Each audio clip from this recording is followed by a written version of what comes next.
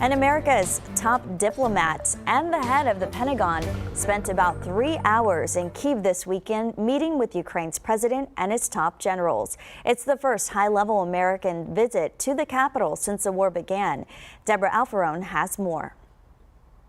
Secretary of State Antony Blinken and Defense Secretary Lloyd Austin praised Ukraine in its battle for freedom. We don't know how the rest of this war will unfold, but we do know that a sovereign, independent Ukraine will be around a lot longer than Vladimir Putin's on the scene. During their meeting with Ukrainian President Volodymyr Zelensky and his staff, the Americans told the Ukrainians they're pledging more than $700 million in new military and financial support. They can win if they have the right equipment, the right support, and we're going to do everything we can, continue to do everything we can to ensure that that gets there.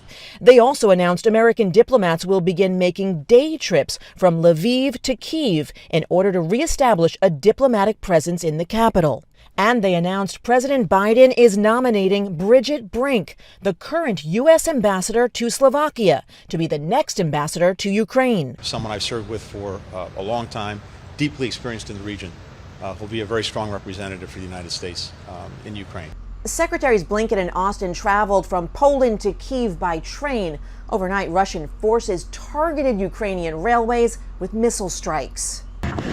Russia launched missile strikes against rail lines in 5 separate towns. The U.S. and allies have used railways to supply Ukraine with weapons to fight against Russia. We want to see Russia weakened to the degree that it can't do the kinds of things that it has done in invading Ukraine. Large fires broke out Monday at oil depots in the Russian town of Bryansk, not far from the border with Ukraine.